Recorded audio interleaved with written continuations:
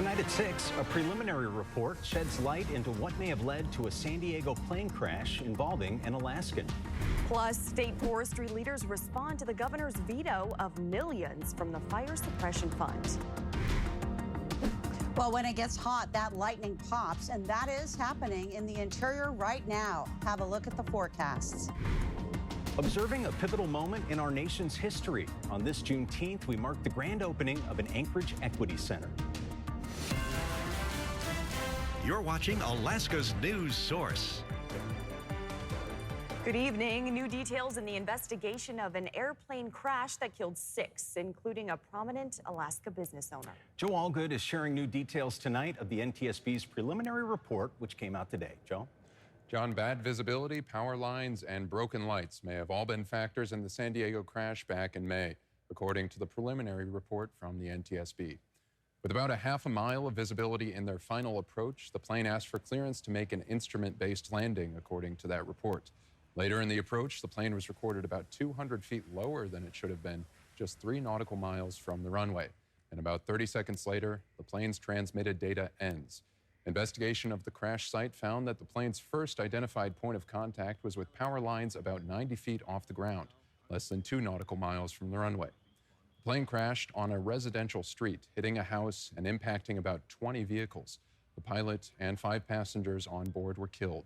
One of them, David Michael Shapiro, owned the Alaska-based company that the plane was registered to and was a pilot himself, though it's not known if he was the pilot at the time of the crash.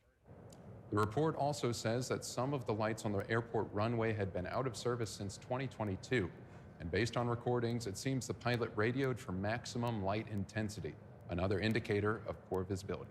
Augusta and John, back to you. Joe, thanks so much. And with fire season well underway, state forestry leaders do say they're not worried about Governor Dunleavy's almost $27 million veto from the fire suppression fund. Now, that's the money the Division of Forestry leaders say they use to fight fires as they start. To put this in perspective, they say look to last year. As they say this year, even with that cut, they still have a healthy fund to fight fires. Last year when I say it was underfunded, that did not impact our ability to respond or fight wildland fires. We have that process through a declaration or a supplemental during legislation session to have those recover those funds that we needed to pay. So that did not impact our ability to fight fires at all last year. With the cut, the total fund is still several $1 million more than it was last year, valued at $47.5 million.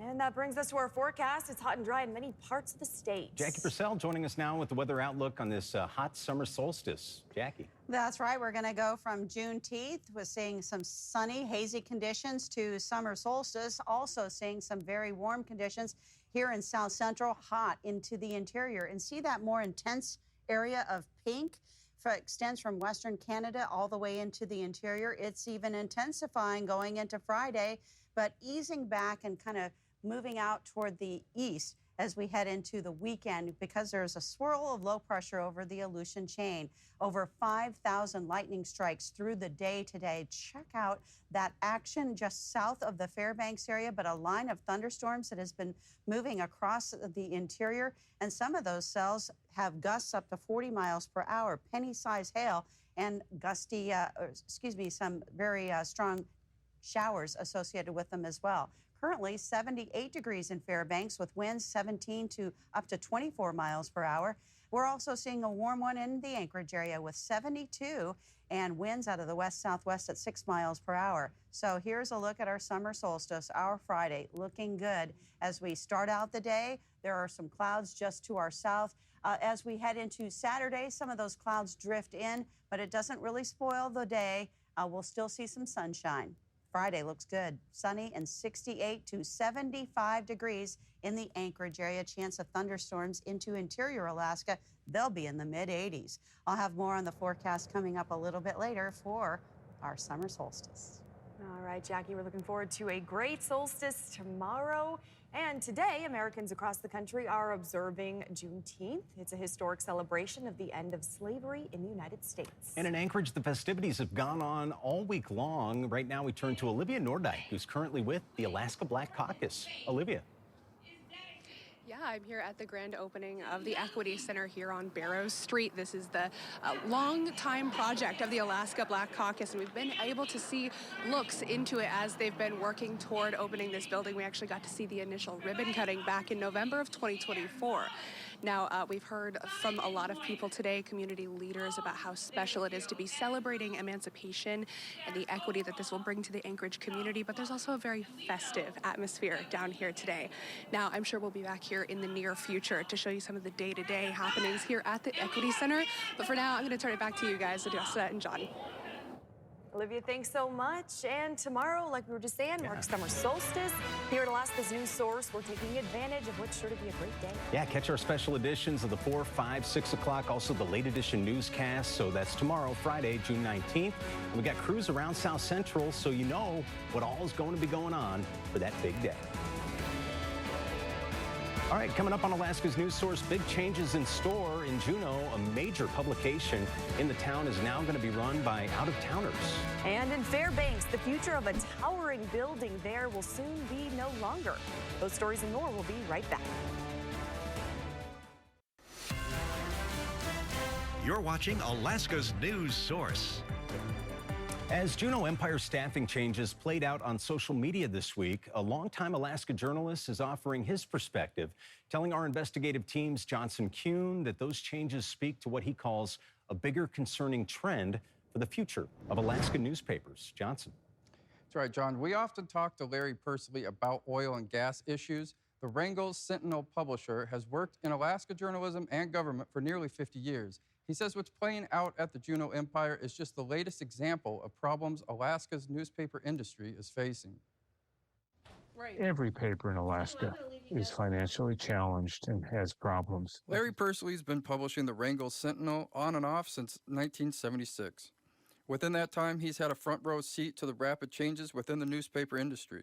It used to be advertising carried most of the budget for newsrooms. Now it's got to be readership, but we've got less readership. So we've got to come up with some answer, or it's a terminal illness. As newspapers search for that answer, Pursley says free social media spaces are replacing those advertising dollars. At the same time, printing costs continue forcing publications online. One example, the Juneau Empire. After 36 years, in 2023, the paper discontinued local printing and moved from publishing 6 days a week to only 2 days. They didn't technically fire me. They just told me I wasn't required to come into work anymore. What former Juneau Empire editor and longtime reporter Mark Sabatini now calls a firing, he called a resignation earlier this week in a Facebook post. Now telling Alaska's News Source, it came down to disagreeing with the direction the Empire's Mississippi-based owner, Carpenter Media Group, wants to take the paper. He says his plan now is to launch his own nonprofit online publication called the Juneau Independent. The thing is there's some fantastic journalism work going on these days. It's just not always getting read, and it's just not always what's the most popular or most profitable.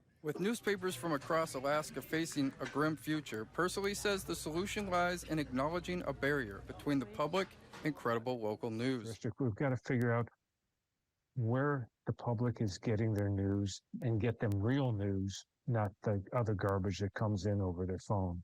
To establish newsrooms, whether it's radio, TV, newspapers, online news sites, to, build and maintain credibility so people come to those sites. Now, in full disclosure, I previously worked with Sabatini at the Juneau Empire. He said that, to his knowledge, the Empire plans to keep Juneau-based reporters, even though operations will be overseen by Kenai's Peninsula Clarion.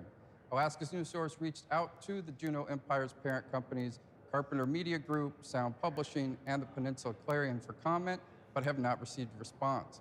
Expanded coverage is live right now on our website and mobile app. John? Johnson Kuhn reporting. Thank you, Johnson. The Fairbanks District Attorney now says sentencing limitations and quote-unquote good time served are part of the reason why the man arrested on Tuesday, accused of inappropriately touching a juvenile, was out on release. Police say they think the suspect, 29-year-old Joshua Yaska, who's seen here, has more victims. He previously served less than a year after being convicted on a harassment charge. He was arrested Tuesday on the new charges after being arrested Sunday in a separate case where police say he was trying to enter a bedroom, accused of attempting to break into a home. The Fairbanks DA called the Aska's conduct alarming and says that the case has his office's full attention.